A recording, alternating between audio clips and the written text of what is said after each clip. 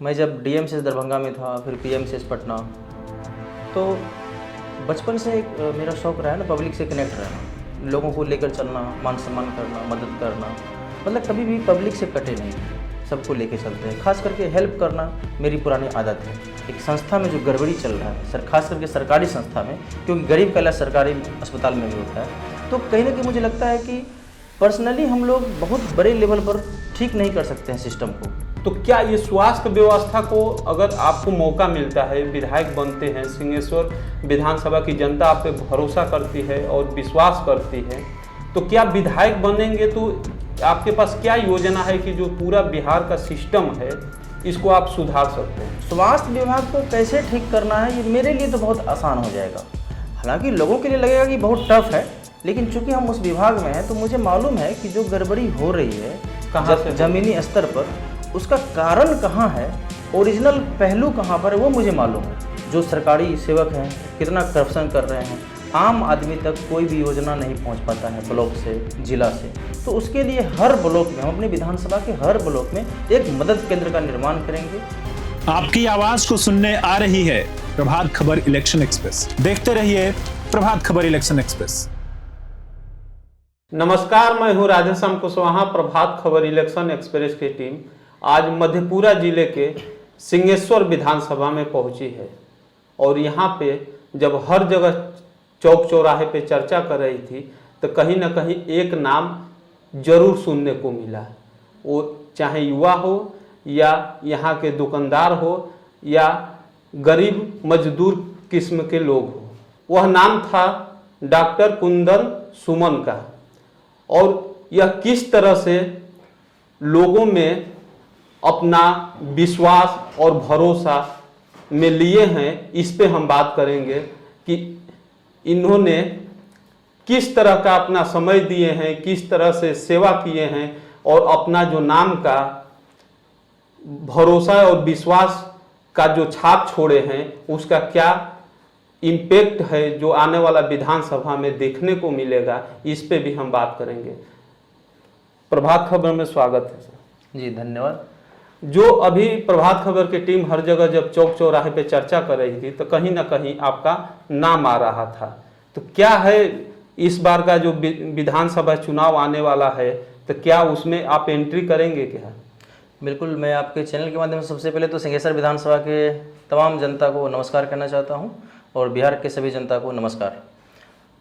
बिल्कुल, आप देख रहे हैं कि हम लोग अभी क्षेत्र में काम कर रहे हैं, जनता के बीच जा रहे हैं, जनता का फीडबैक ले रहे हैं, अपने पार्टी का जो भी एजेंडा है उसको बता रहे हैं। पार्टी एजेंडा के अलावा कुछ जो क्षेत्रीय मुद्दा है, लोकल मुद्दा है, जिसको हम लोग अपने स्तर पर करना चाहते हैं, वो सारी बातें हम जनता से कर रहे हैं और जनता में काफ़ी उत्साह है। मतलब ऐसा लग रहा है कि वो मुझे स्वीकार कर लिए हैं कि हमारा नेता ऐसा होना चाहिए, तो इसलिए विश्वास दिनों दिन बढ़ते जा रहा है हम लोग का।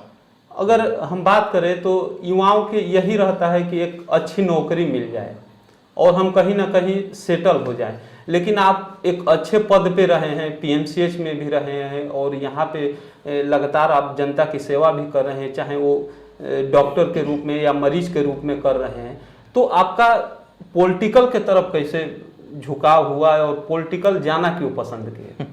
बिल्कुल, ये क्वेश्चन बहुत ही आम क्वेश्चन हो गया है मेरे लिए। सब लोग यही क्वेश्चन पूछ रहे हैं, इवन कई सारे डॉक्टर भी पूछ रहे हैं और आम आदमी तो पूछते हैं कि आप सर्जन हैं, आप ऑपरेशन भी करते हैं, बहुत सारे पेशेंट भी देखते हैं, आप इस्टेब्लिश्ड हॉस्पिटल है मधेपुरा में, फिर क्या ज़रूरी पड़ गया विधायक बनने का? तो कुछ ना कुछ ज़रूरत पड़ गया है, वही मैं बताना चाहूँगा। एक्चुअली मैं जब डीएमसीएच दरभंगा में था, फिर पीएमसीएच पटना, तो बचपन से एक मेरा शौक़ रहा है ना पब्लिक से कनेक्ट रहना, लोगों को लेकर चलना, मान सम्मान करना, मदद करना। मतलब कभी भी पब्लिक से कटे नहीं हैं, सबको लेके चलते हैं। खास करके हेल्प करना मेरी पुरानी आदत है। तो लेकिन मैं जो पब्लिक को हेल्प करता हूँ या सबको लेकर चलता हूँ, वो मेरा स्वभाव है।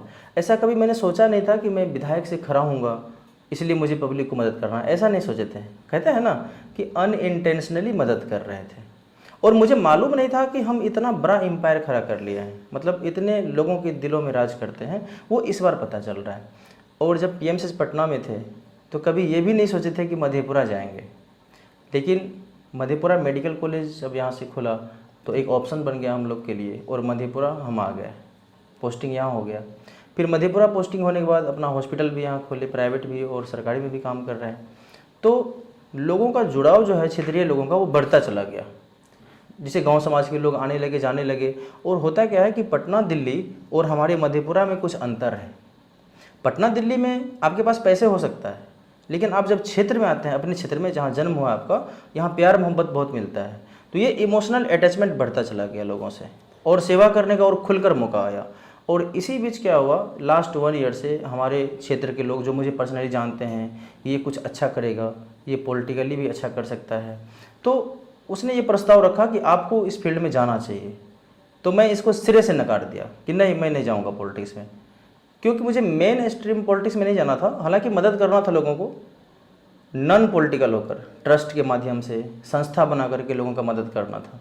लेकिन लास्टली क्या हुआ, जो मेरे बड़े बुजुर्ग इतना समझा दिए, उनका आदेश मुझे मानना पड़ा। और कहीं ना कहीं मुझे भी लगा कि आज हम सर्जन तो बन गए हैं, सब कुछ ठीक चल रहा है, लेकिन जब सिस्टम की गड़बड़ी की बात होती है, एक संस्था में जो गड़बड़ी चल रहा है, खास करके सरकारी संस्था में, क्योंकि गरीब का इलाज सरकारी अस्पताल में भी होता है, तो कहीं ना कहीं मुझे लगता है कि पर्सनली हम लोग बहुत बड़े लेवल पर ठीक नहीं कर सकते हैं सिस्टम को।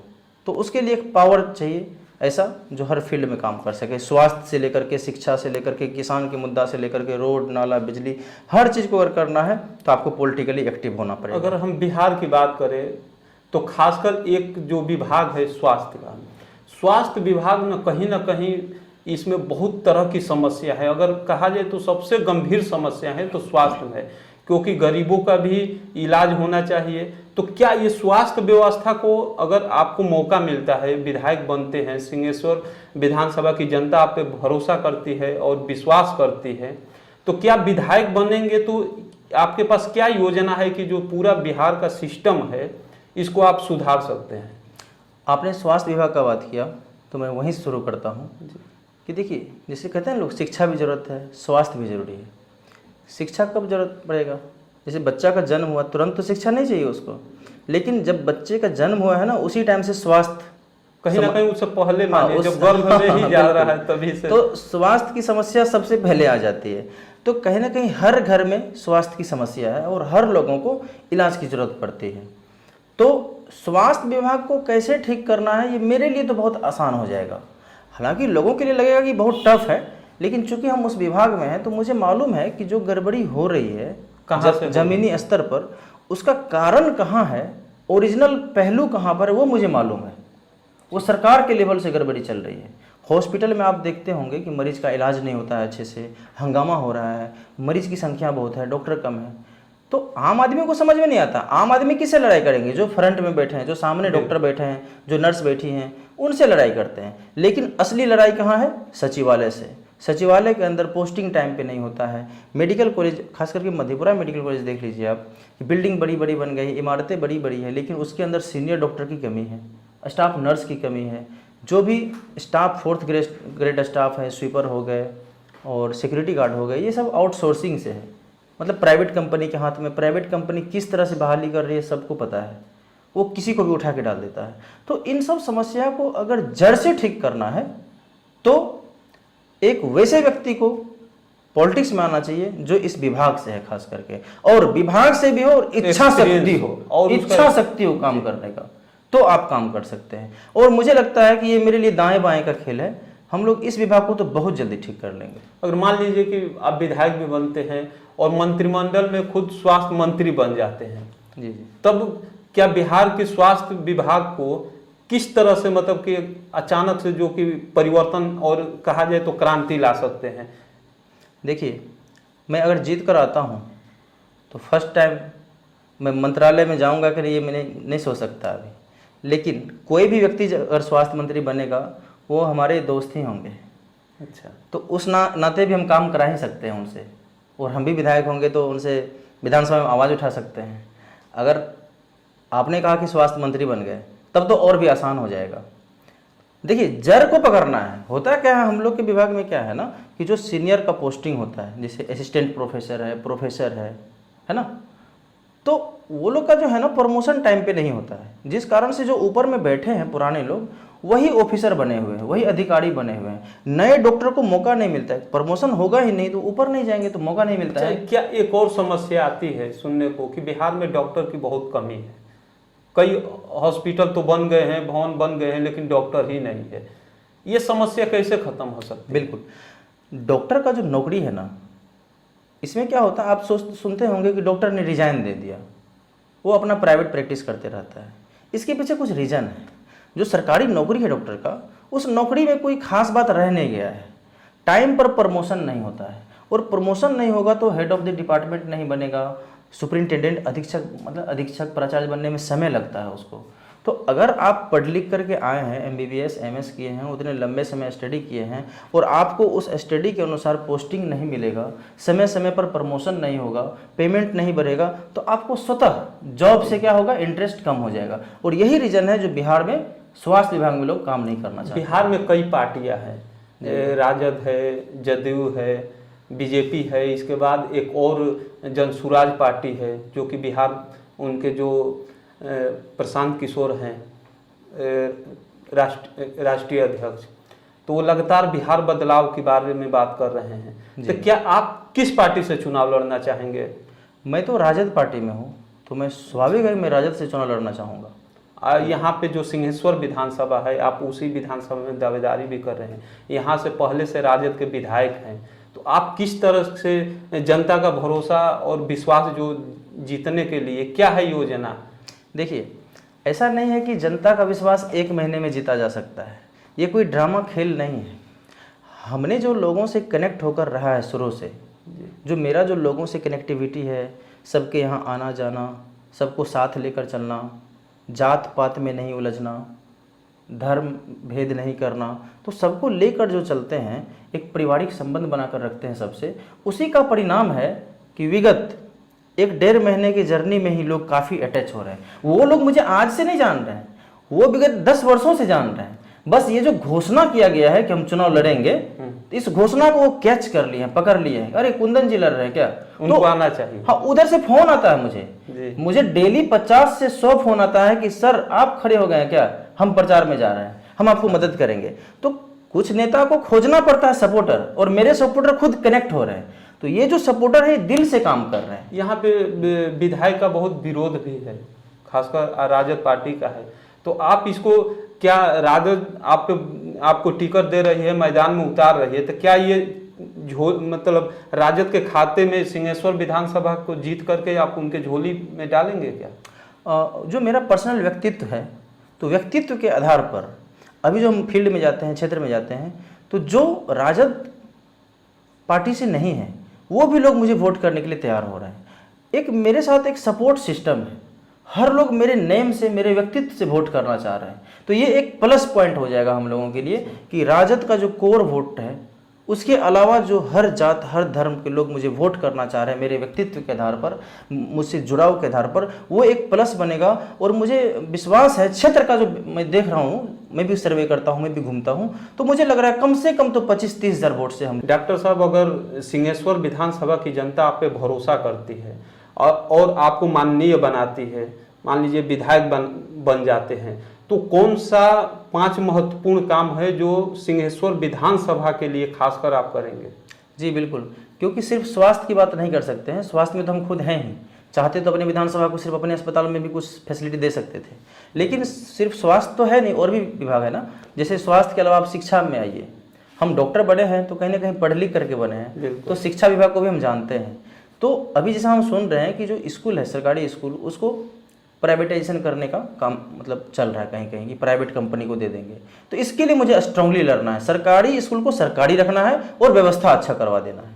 दूसरा, आप देखते हैं कि कितना करप्शन हो रहा है अभी, जो सरकारी सेवक हैं कितना करप्शन कर रहे हैं, आम आदमी तक कोई भी योजना नहीं पहुंच पाता है ब्लॉक से, जिला से।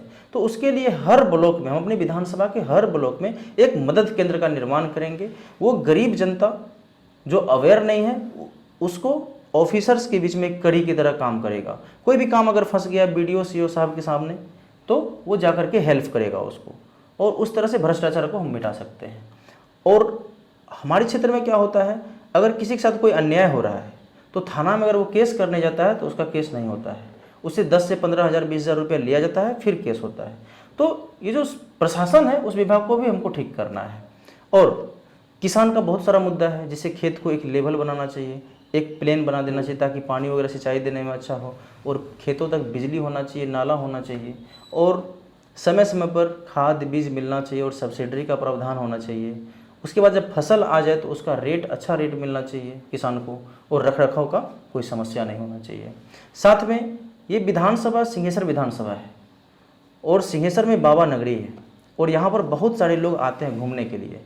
हमारे मधेपुरा जिला में जितने भी विधानसभा है उसमें से सिंहेश्वर विधानसभा ही ऐसा है जिसको टूरिस्ट पैलेस के रूप में बहुत ज़्यादा डेवलप किया जा सकता है। उसमें मेरा जो सोच है कि यहाँ जो मंदिर परिसर है उसके चारों तरफ का जो विकास होना चाहिए काशी कॉरिडोर की तर्ज पर होना चाहिए। जो बनारस में मंदिर बना है ना, उस तरह से होना चाहिए। और मंदिर के बगल में एक योगाश्रम होना चाहिए जहाँ पर योग गुरु लोग योगा सिखाएं। अगर योगा वगैरह करेंगे लोग तो बीमारी कम होगी, बीपी, हार्ट का समस्या, चीनी का समस्या कम होगा। और मेरा एक और एजेंडा है, मंदिर परिसर के आसपास बड़ा सा शादी हॉल होना चाहिए, मैरिज हॉल, जो सरकारी होना चाहिए, और उसमें 20 से 25 मंडप होने चाहिए। क्योंकि गरीब बच्ची का शादी यहाँ पर हम देखते हैं मंदिर के बाहर होता है, रोड पर बैठा कर होता है, तो ये मुझे अच्छा नहीं लगता है।